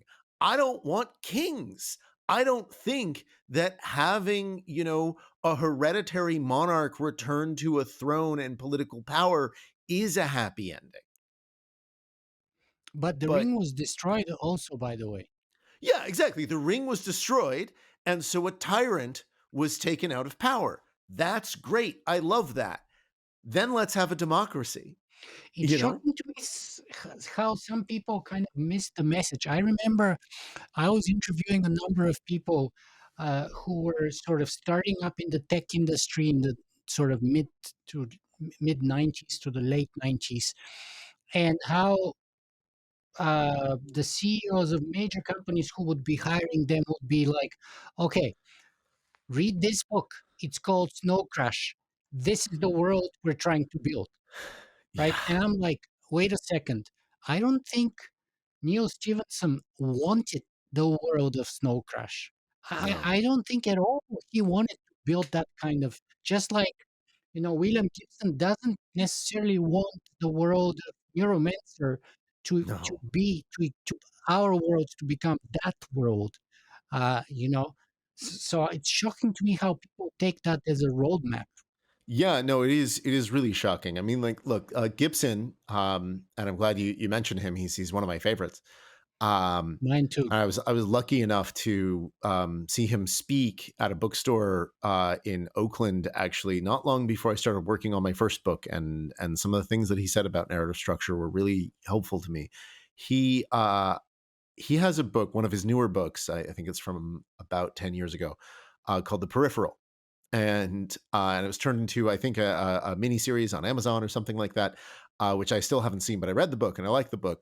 One of the things that he talks about in that book, he has this idea called the jackpot, and the jackpot is ironically named sort of slow moving apocalypse that basically takes as its premise, okay, all of the problems, the serious threatening problems to civilization in the world today, what if we just didn't do anything about them? What if there's nobody at the wheel and they all just come to pass, and enormous amounts of their civilization are, destroyed, and lots of people die, but there's no like single event that is a collapse. There's just like a slow destruction of civilization and deaths of lots of people, but there's still sort of lots of people living in the hollowed out wreck who are doing mostly okay. There's just, a lot fewer of them, and things are a lot worse overall.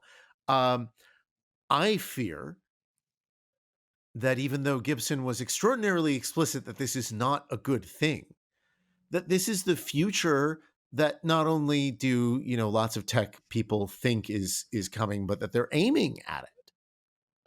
And the one of the quotes that I start my book with, one of the epigraphs, is this internet meme of the torment nexus, right? Yeah. Where a science fiction author writes a book called, I created the torment nexus as a cautionary tale. And then the tech billionaire says, at long last, we've created the torment nexus from the classic sci fi novel, Don't Create the Torment Nexus.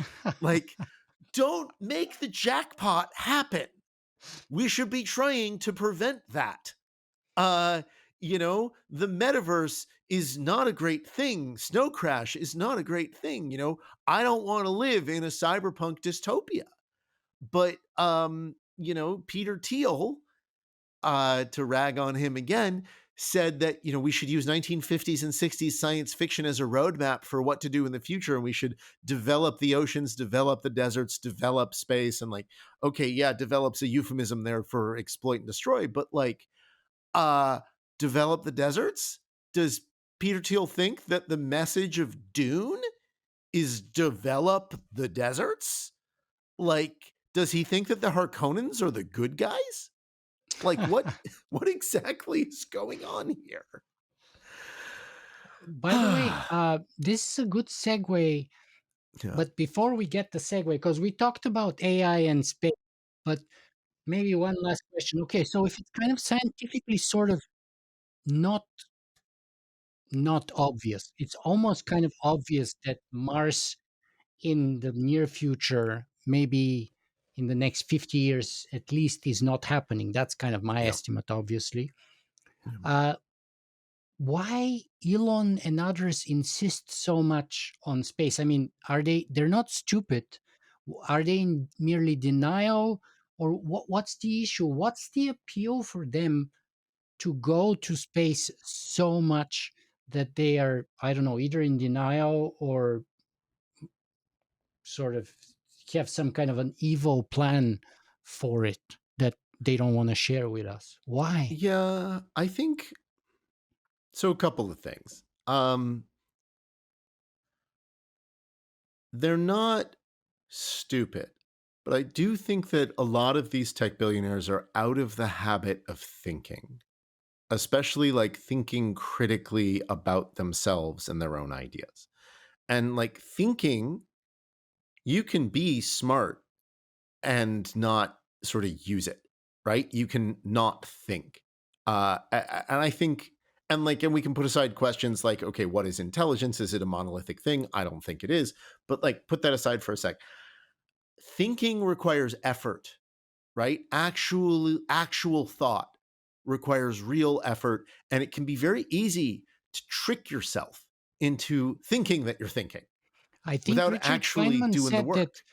Richard Feynman said something to the effect that it's very easy to fool people, and you are the easiest people to fool yourself.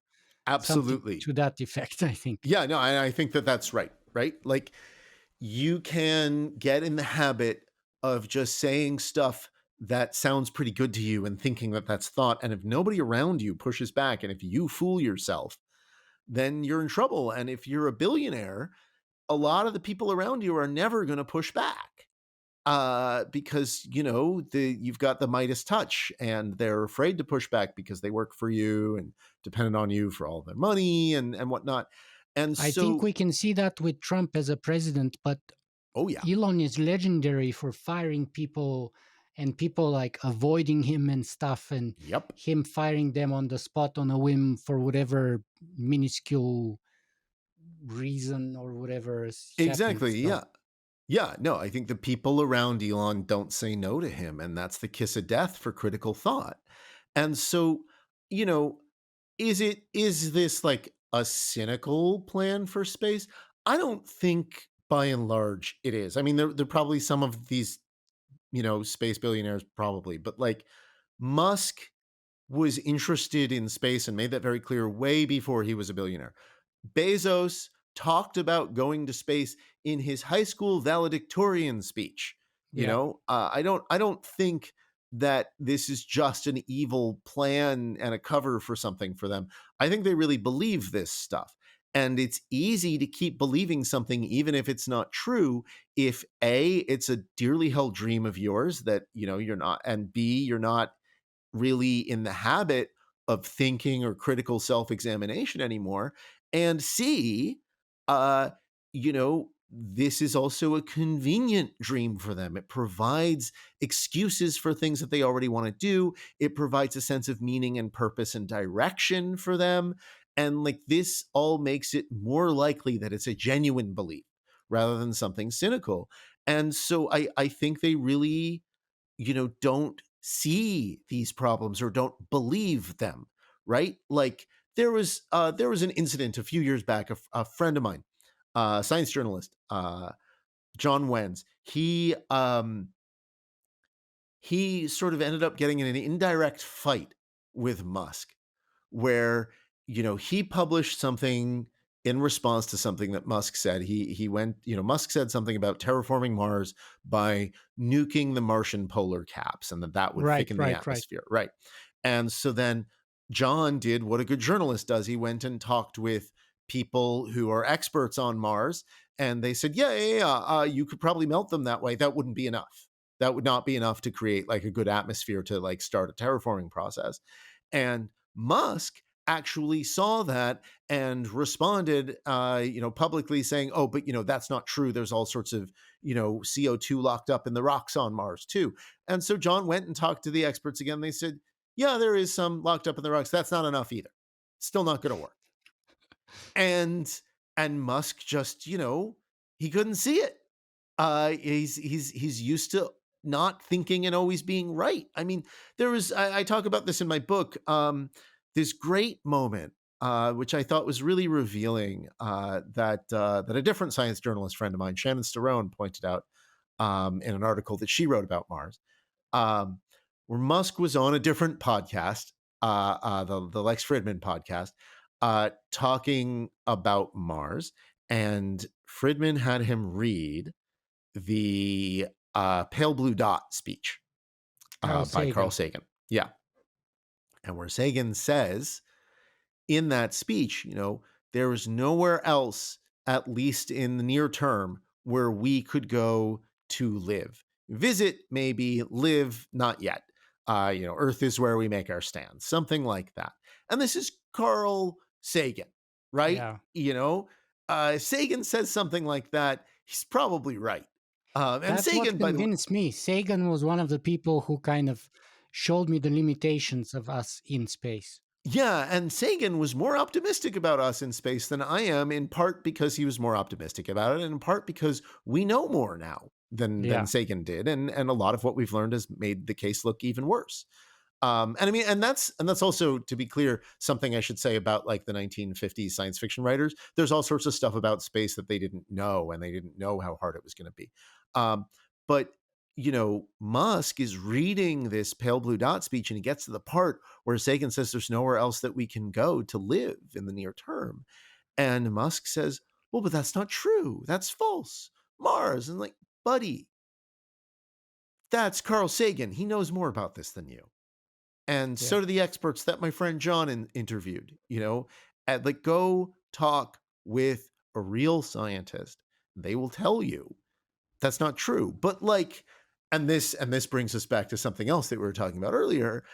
I think that Musk and, certainly Andreessen, and many of these other billionaires are dismissive of the idea of scientific expertise. And Andreessen is very, very, very clear about this in his techno-optimist manifesto, which I completely agree with what you said about it before. It's just fascist. That's a fascist manifesto. He Okay, before we says, move oh, there, yeah. let's just stop for a second because Yeah, yeah, and yeah. take kind of an account of where we're at, because I know you have to leave in 22 minutes, so we need That's to true. stop before that for me to be able to upload the file.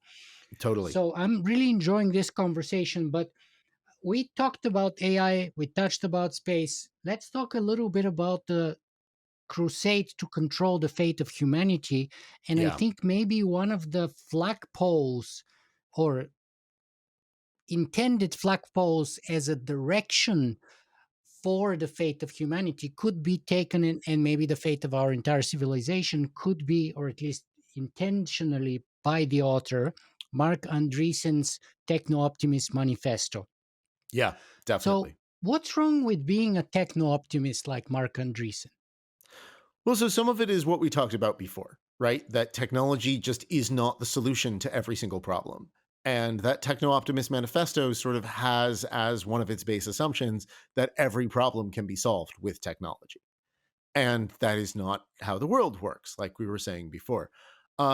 Another problem is, as you were saying before, it's a sort of fascist vision. It's this vision of like total control of humanity by tech oligarchs. That's not a world I want to live in. Um, and another problem The is just that intellectual it's lineage from people like Marinetti is shocking to me, yes, and yeah, and it's not even covert, it's no, overt. it is, yeah, Right, and that's like what's shocking me, and kind of I think he likes to be up in people's faces, but I mean, with a fascist, really? I know. I mean, it's really crazy because like he says in the manifesto, "Oh, we're not left wing, we're not right wing. You know, we Yeah, have all sorts of political orientations." Here's a quote from the author of the fascist manifesto that I think should right. really be a guiding light for us. And here's a list of people who should be, our patron saints of techno optimism. And hey, yeah, there's a bunch of fascists on here.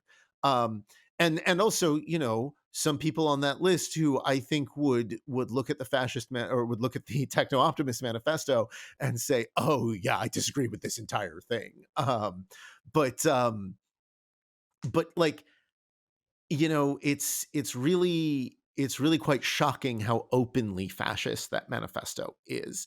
And uh and also one of the sort of moves that manifesto makes that like serves that fascist agenda is this outright explicit rejection of domain level expertise, right? Andreessen says that we the techno optimists are the keepers of the real scientific method, unlike those unaccountable scientists in their ivory towers. And like you know by real scientific method, he seems to mean, oh, yeah, we believe in all sorts of things that we just think are possible because they sound cool to us. And we don't want to listen to the limits that the real experts who've spent their entire Or career because we studying make these money. things. Yeah, because we make money. Exactly. Yeah. And so we're going to believe that, he says in that thing that he thinks the Earth's carrying capacity he thinks the Earth could easily support 80 billion people or more. And that we can easily go out into space and just, easily generate more energy. Like none of those things are easy. And I don't think that even the most optimistic projections of carrying capacity for Earth go anywhere near 80 billion. I mean, and he also just has like pure denial of very hard, clear statistics. Like he says, the human population of Earth may already be dropping. No, it's not. That's just something you can just look up. That is not true. The human population of Earth is still growing. Like that is just a mistake, and it's somewhat alarming to see him be like, oh yeah, that might be true. And like, no, buddy, it's not. You can just look that up. But he doesn't believe in expertise. He doesn't believe in clear hard facts from expert sources, and instead he dismisses academics and scientists as unaccountable, powerful people experimenting with society and insulated in their ivory towers. Like, okay, Mark, who is unaccountable and experimenting with humanity and insulated from the consequences of his actions? I don't think that's the academics, buddy. I think maybe that's you. But yeah, it's really and also a phenomenally whiny piece of work. He says that Kind of technologists. resentful, I think. Yeah, resentful is exactly right. Yeah, he says we It's don't kind of get. like, get out of my way and let me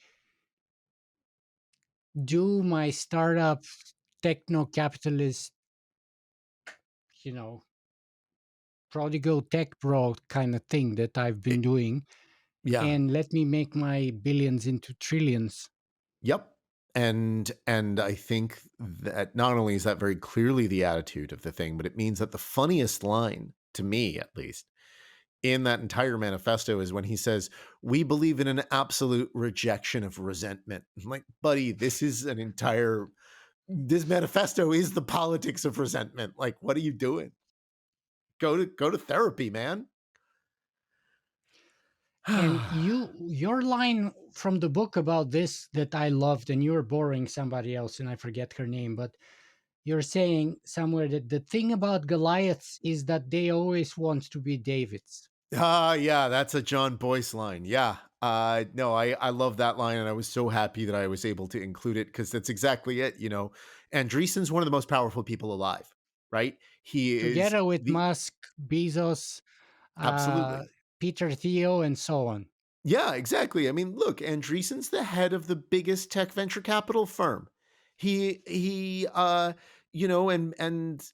like, he talks, people listen. He's got enormous amounts of money, billions and billions. We don't even know exactly how much money he has.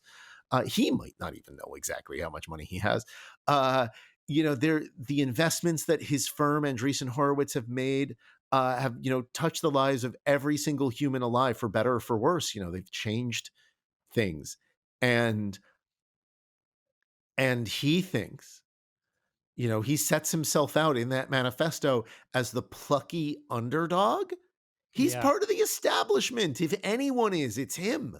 But every Goliath wants to be David.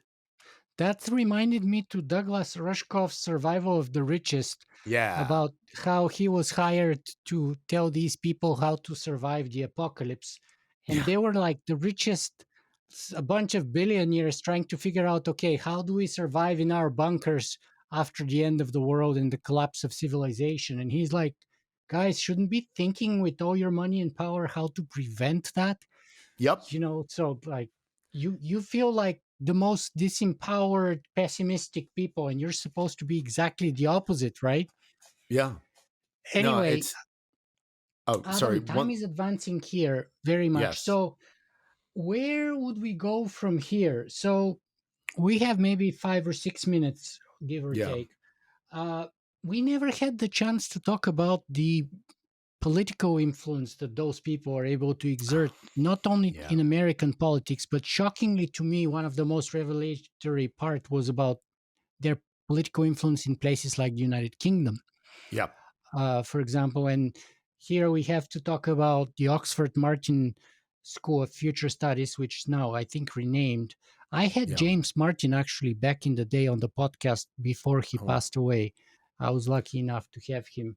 And he donated something like $200 million to them, or maybe 250, like I hundreds of think that's right. millions. Yeah, it's a lot of money. Uh, so should we mention, and those are very influential people, like the effective altruism community, Nick Bostrom specifically, Yeah. uh, Eliezer Yudkowsky. Those are all intellectually hugely influential people in the Yeah. singularitarian, transhumanist, extropian, effective altruism community. Yeah. How can we touch on them for a couple of minutes? That's maybe impossible. Yeah, I mean, maybe. Well, I might have to come back, and I'd be happy to, by the way. But yeah, I think. Look, in the UK, yeah. I mean, first of all, you've got these set of professors at Oxford who are advising Parliament on AI stuff, and these are the same people claiming that the existential risk from super intelligent AGI is something that is ill defined, that nobody knows how to build. Uh, Toby Ord, the leader, one of the leaders of the effective altruist community, and one of these Oxford professors who's advising Parliament, he has said that the risk from that kind of machine to humanity over the next century, I think, um, is 50 times greater than the risk from climate change and nuclear war combined. And I think that that's like almost criminally irresponsible claim to make. Um, and it's terrifying to have somebody who believes that advising Parliament. And there was also not in the That kind current. of fuzzy math really annoys me. Yeah. And because I've actually had a number of those people on my podcast. Like I've had Anders Sandberg twice. I've had Stuart Armstrong. I've had a few of Yep. them. But I also had Emil Torres. And we Yeah. actually went through Nick Bostrom's astronomical weight paper and the Oh yeah, ridiculous math that he employs there. And yeah. that I was know kind that of an paper. eye-opening conversation for many people, I hope. So perhaps Yeah, we should just recommend people go check that conversation, and references there has enough to cover on the Nick Bostrom and his colleagues. yeah, and also, I'm gonna plug my book. I talk about this at great length in my book, More Everything Forever. So Absolutely. yeah, Your book is, as I said, the best of its kind.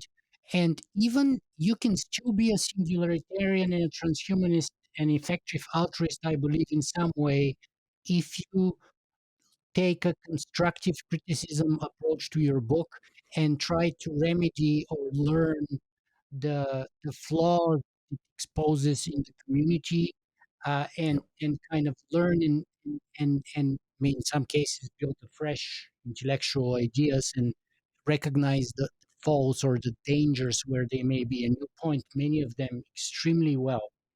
thank So you. I actually highly recommend your book to everyone, whether they're part of the community or not. It doesn't matter. Everyone should educate themselves because we're talking about AI, space, and the fate of humanity. I mean, who wouldn't want to be interested in that? I presume everyone Thanks. would. So, Adam, we've talked now for over 2 hours. Yeah, First of all, last two questions that I always ask. yep. First, where can people find more about you and your work? Well, I have a website, freelanceastrophysicist.com. And I'm also on Blue Sky. It's the main social media that I use these days because I'm sorry, Right. there are just too many Nazis on Twitter. But yeah, and I'm hoping to have more places where people can follow my work soon, but for now, that's what I've got. I'm a freelance journalist, so I also publish, articles all over the place. But if you want to know about the new articles that are being published, like in places like Fortune or The Guardian or whatever, or Scientific American, then yeah, follow me on Blue Sky is the best way to do that for now. Adam, what's the best way to wrap up our conversation? What's perhaps the single most important message that you'd like to send us away with? That's a great question. I think the main, most important thing that I want to send listeners away with is that just as, you know, Kurzweil and the effective altruists and all of these other groups and people and Musk and whatnot, they all have these ideas about the future. And one of the things that they all have in common is they claim that these ideas are inevitable. Kurzweil in particular does this, right? But this is something that all of them do to one extent or another. And what I want to emphasize is that that's not true. There is no inevitable vision of the future. The future is always something that we can shape and shift. The only thing inevitable, like I was saying before, is the increase of entropy. But there are so many different ways that can happen, and so many different things that can happen between now and the end of the universe. Many, many, many, many trillions upon trillions of years from now. I think that we have to keep in mind that that we have choices, that the future development of all of those human factors, politics, sociology, and also technology, the future direction of technology, all of these things are open to human choice and deliberation. And we can make a different future. We have choices, and the future is not inevitable. That's a Yeah. message I can get behind because that's kind of the message I've been trying to push for the last 10 years. And the original thing which pushed me away from the singularity community over a decade ago, that kind of teleological inevitability, which Yep. should mean that we can like eat pizza and drink beer and watch Netflix for until the end of the world. And I think that's not the attitude I want to embrace or I want to recommend others to embrace, because nothing is inevitable. I agree with you 100%. We have choices. And Adam Becker, I want to thank you so much for your book and for being with us today. Thank you so much for having me, Nicola. This was great conversation. Thank you.